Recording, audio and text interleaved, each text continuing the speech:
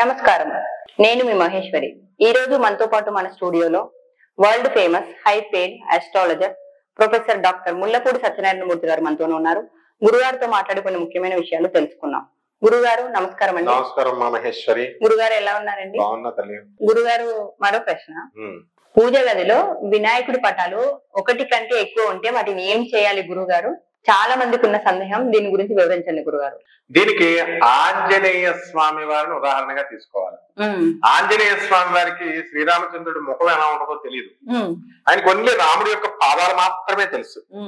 అందువల్ల పాదాలు చూడగానే టపీమని గుర్తుపడతాడు. భక్తుడి యొక్క లక్షణం అలా ఉండాలి. అంటే ఆంజనేయ స్వాముడు అరే నాయన నేనే రాముని రా అని కృష్ణావతారంలో ఆయన పిలిపిస్తాడు గరుత్మంతుడి చేతను, తర్వాత సుదర్శన చక్రం చేత.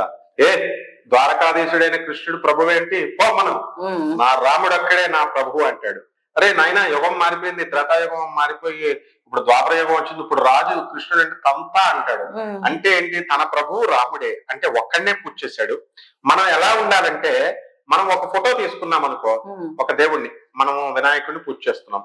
వినాయకుడిలో చాలా రకాలు ఉన్నాయి. హేరంబ గణపతి, లంబోదర గణపతి, లక్ష్మీ గణపతి, ఉచ్చిష్ట గణపతి, ఇలా రకరకాల పూజల్లో ఒక 21 గణపతులు ఉన్నారు. బాల గణపతి, రుద్ర గణపతి, ఇలా అవన్నీ పెట్టుకోవాల్సిన అవసరం లేదు. మనము గౌరీనందనుడు వినాయకుడు పార్వతీ పుత్రుడు. ఆయనకున్న ప్రత్యేక స్టేటస్ ఎవరికి లేదు. పార్వతీ పుత్రుడిని ఎవరిని పెడితే అంటారా, ఆయనకే ఉందన్నమాట. కుమారస్వామి ముద్ర కుమారుడు వినాయకుడు. కాబట్టి ఆ వినాయకుడు ఇప్పుడు ఇంకొక అసలు ఈ రూపాలలోనే 21 రూపాలు ఉన్నాయి, ఏది పెట్టుకోవాలరా బాబు అనుకుంటుంటే తెల్ల జిల్లేడుతో వినాయకుడు, అది ఒక ఫ్యాక్టరీ తయారయ్యి.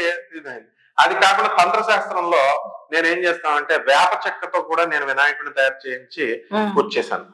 అలా ఇప్పుడు తెల్ల జిల్లేడు చెట్టునే ఒక త్రవ్వించి దానికి మంత్రశాస్త్ర ప్రకారం ఆ వేరుని సగమే తవ్వాలి, తూర్పు ముఖంగా కూర్చొని అమావాస్య రోజున ఇలా ఉంటుందన్నమాట. అలా మేము చేసాం. కాబట్టి వినాయకుడు అనేటటువంటి వాడు ఒక పటం ఉంటే చాలు. పూజా మందిరంలో 2 వినాయకులను పెట్టక్కర్లేదు, 3 వినాయకులను పెట్టక్కర్లేదు, 3 విగ్రహాలు పెట్టాల్సిన లేదు. నాకు ఇప్పుడు కృష్ణుడు అంటే ఇష్టం. నా పూజా మందిరంలో దగ్గర 10 కృష్ణులు ఉంటారు. అంటే అవన్నీ తోముకోవడం కష్టం కదా. కాబట్టి ఈ వినాయకుళ్ళు అనేటటువంటి ఒకటి చాలు.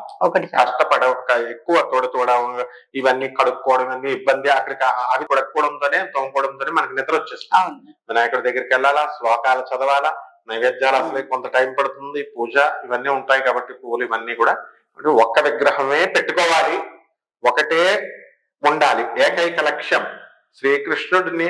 ఎలాగైతే శ్రీకృష్ణుడు మారు వేషంలో ఆయన ఏం చేస్తాడు, ఒక చోట పిలుస్తాడు కదా, ఈ గరుత్మంతుడిని వాళ్ళని పిలిస్తే అర్జునుడు అంత గొప్ప భక్తుడా అని గర్వపడుతుంటే అర్జునుడిని శ్రీకృష్ణుడిని ఇద్దరు మారు వేషాల్లో వేసి ఒక భోజనాల పంక్తి జరుగుతుంటే అక్కడ కూర్చుంటారు.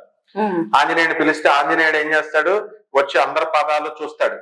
కృష్ణుడి పాదాలు చూడగానే రామా అని కాలు పెట్టేసుకుంటాడు. అలా ఉండాలి డివోషన్. కాబట్టి ఒక పటమే పెట్టుకోవాలా, ఒక రూపమే పెట్టుకోవాలా, ఇంకా వేరే ఎన్నో పెట్టుకోవాల్సినటువంటి అవసరం లేదు.